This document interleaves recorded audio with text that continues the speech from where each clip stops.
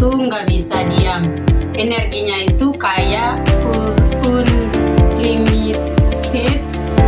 Bawahannya pengen lari-lari mulu. Nah, kalau motorik halusnya kayak nulis atau memegang gunting, beberapa nggak kaku dan butuh bimbingan. Beda cerita sama kelas tinggi, ya.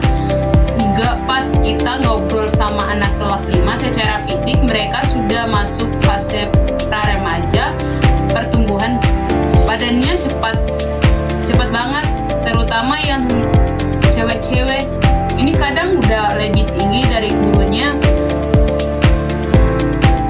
Dan motorik mereka udah matang banget. Mereka udah bisa main olahraga yang butuh strategi kayak futsal dan basket. Dan koordinasi tangannya pas main gadget atau ngetik tuh udah secepat kilat. Flexing skill motorik mereka udah level maksimal deh.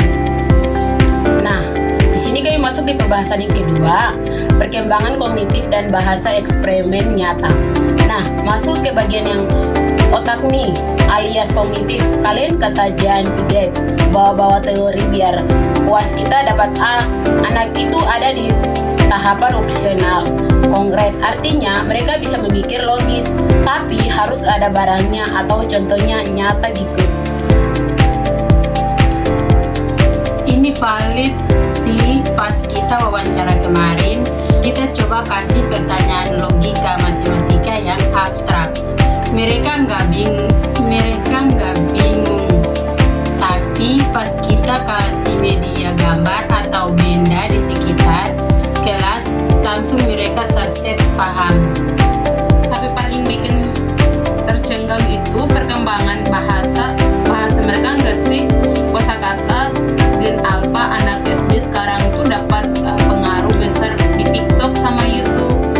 Pas diwawancara ada yang nyel tuh kata skippy di list atau mewing. Sumpah pas dengar itu gue langsung ngerasa jompo banget.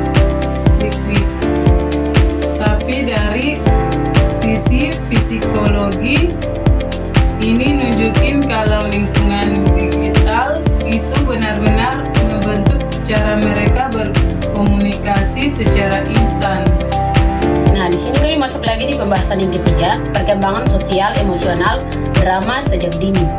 Terakhirnya, yang gak kalah seru sosial emosional anak SD sekarang tuh tingkat empati dan rasa setian kawannya mulai kebentuk. Terutama di kelas tinggi, mereka udah punya cheer atau geng-geng gitu. Benar, egoisnya anak TK udah mulai luntur, tapi drama-dramanya juga mulai muncul.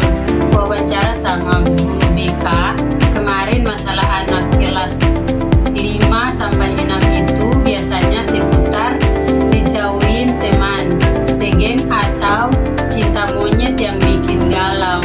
Waduh, kecil-kecil udah dengerin lagu Sad Boy ya.